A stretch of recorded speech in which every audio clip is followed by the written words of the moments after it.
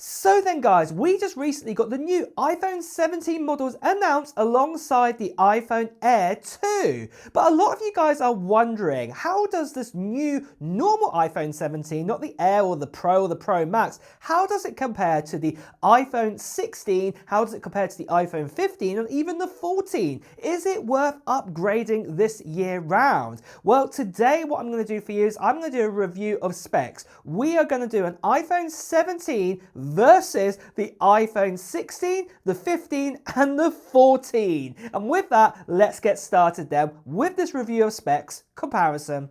So, as we can see right here, we have all four of the iPhones for this comparison. This is the order I'm going to keep them in. I'm going to keep them 14, 15, 16 and 17. So let's get started then on this review of specs. So first of all, let's just have a quick look at the iPhone evolution. This is like a top-down kind of spec sort of brief sheet here of what we've had. So you can see, just start with the iPhone 17. Comparison to the previous generations, we've got a big step up. We've got that new A19 chip. The display has really gone out this year. We've got a bigger display at 6.3 inch. It's 120 Hertz ProMotion, and also it's got more brightness with it. We've got 3000 nits, what we'll talk about as well. But just in comparison to the iPhone 16 and 15 and the 14, obviously they had previous generations of chips inside of them, but also that they had the 6.1 inch display and only a 60 Hertz display. So there's a big difference here. And then obviously the cameras as well, both of them now on the 17 are dual 48 megapixels. So yeah, this is a big enhancement. Remember, the 16 only has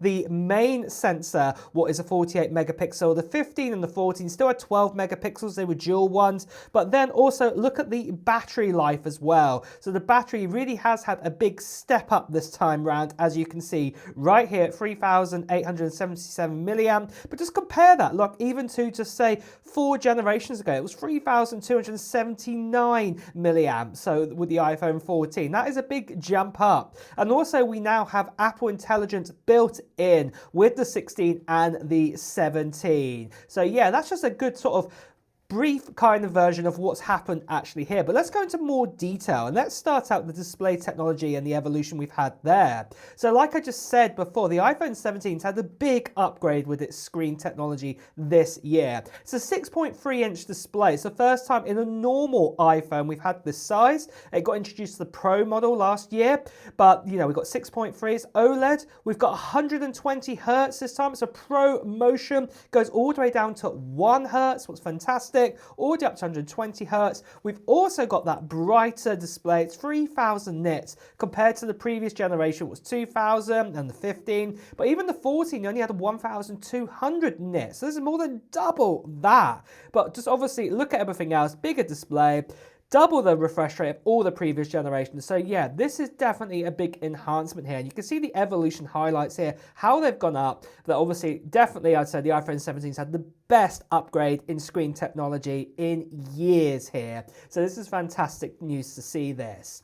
But moving on then from this end, the build materials and the construction evolution. So really not much has actually changed in the actual construction of these phones. They've been all made out of aluminum or aluminium over those years. But obviously the glass on the back has also upgraded to different kind of ceramic kind of shields. So we have had the upgrades there, but then also have a look at the weight sort of differences here. The iPhone 17, I'm going to say it's probably its only little downside. It is the heaviest of them all. So you can see 172, 171, then 170, and now we're back up to 177 grams. But 7 grams is really nothing.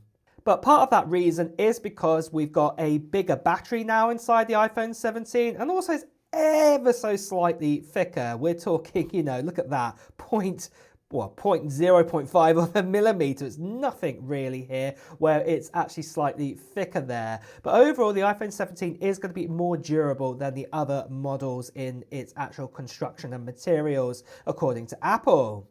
But then moving on then from this is performance and processing power. And I'm so glad that Apple decided with the iPhone 16 to bring out the Pro chip and its normal chip inside of them, because before that we used to have the hand-me-down chips. So the iPhone 15 had the A16 13 inside of it. And this was obviously a hand-me-down chip. And then the same with the iPhone 14 had a hand-me-down chip from the year before. So, you know, with that, but, you know, at least we've actually got this upgrade this time. We have got the same amount of RAM inside of it. We've got 8 gigabytes of RAM now in both of the iPhone 16 and the 17. And the A19 is definitely better than what we had with the iPhone 18. Probably not a huge amount of difference in probably speed, just a little bit more, obviously, with that. But compared to a 15 and a 14, yeah, you're going to see some big upgrades there with the technology. And you can even see here like the evolution of the chips that we actually got and the actual time when the actual chip was made. Remember that the A15 came out in the likes of, say, the iPhone 13. And even though this was put into the iPhone 14, this was the A15 chip. So just do remember that.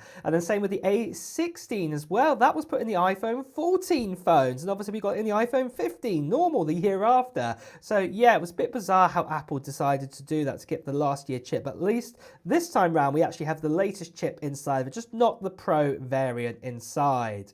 But then moving on then to professional photography, we've had a good upgrade as well this time round. The 14 and 15, you know, they all had the same cameras inside of them. There were 12 megapixel ones inside of that. And then obviously I would say the front one did have a slightly newer one on that. But obviously the 16 really did improve the main sensor on the back to 48 megapixel. But the iPhone 17 this time round, yeah, we've got the 48 megapixel main one like we did last year, but an improved one. But with the ultra wide is also 48 megapixel, and the front one is that new 18 megapixel sensor as well. It's fantastic to actually have there. So yeah, this is really, really good. But obviously you can see here that we've got 4 times the amount of pixels that we had in previous phones now. This is really good to see. And obviously the front-facing selfie camera's also been improved too. But then for video recording, the evolution that we've had there, obviously we've had some great enhancements over the year. They've all been able to do 4K recording, but last year with the iPhone 16, we got the camera button first introduced, but then have a look what we've got right here. With the iPhone 17, we can now do that dual recording option. We've also got the camera button too, so this is going to be really, really great. And obviously remember, you've got the 48 megapixel ultra wide too. It's going to really, really help out there. But moving on after this, we've got the connectivity and the charging. So what we've actually got right here, you can see that we had Wi-Fi 6 technology and even Wi-Fi 6E in the 16 on that one. But obviously we're now at Wi-Fi 7. This is that new N1 chip inside of it. So this is really good to see. We've got USB-C. It's still USB 2.0 speeds on here, but obviously we've had those enhancements there. MagSafe charging has also improved now with the iPhone 17. It does go up to 25 watts this time instead of 15 watts. So this is really good as well, what we've actually got in enhancements. But you can see the difference there compared to what we had with the iPhone 14 just a few generations ago, where we had Lightning, Wi-Fi 6. We've had some big improvements here over the years.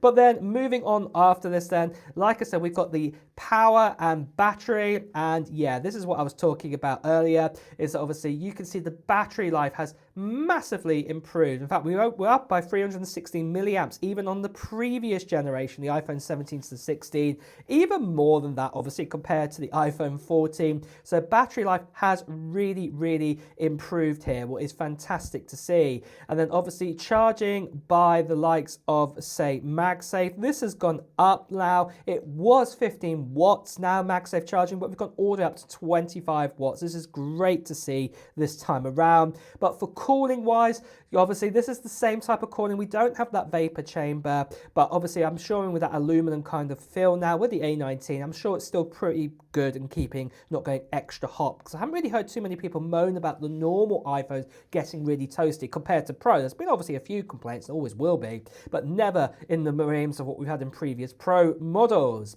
But there again, guys, that is the iPhone evolution summary. As you can see here, that the iPhone 17 is definitely way out in front, you know, even compared to the 14 and 15. The screen technology to me has really done well this year on that one, and also the cameras too. And just those alone are fantastic upgrades on the actual phone.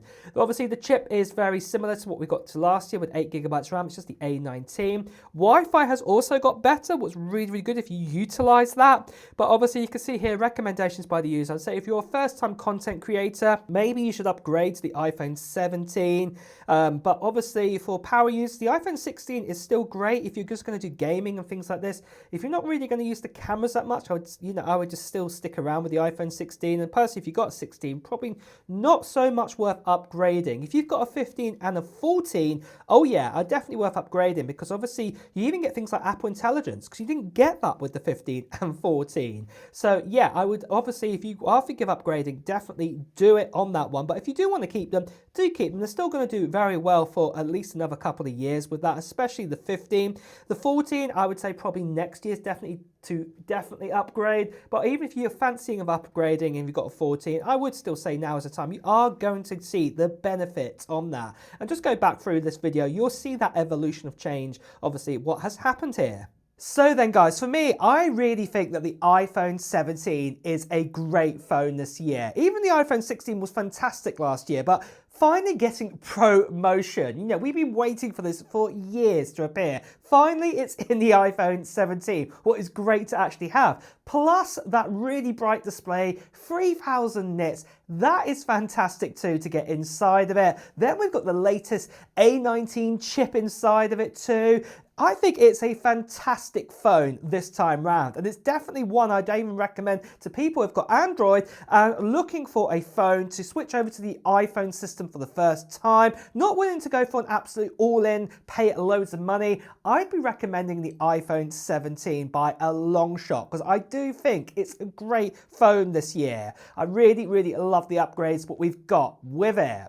But what do you think of the iPhone 17 this year compared to, say, the likes of the iPhone 16, the 15 and the 14? Well, let me know in the comments below. And with that as well, guys, it's time to wrap up the video too. So if you have enjoyed watching it, please do press the like button. As always, if you want to hear the latest Apple news, reviews and comparisons, make sure you subscribe to the channel and hit that notification bell too. Until next time, guys, I'll see you really soon. Take care. Bye bye.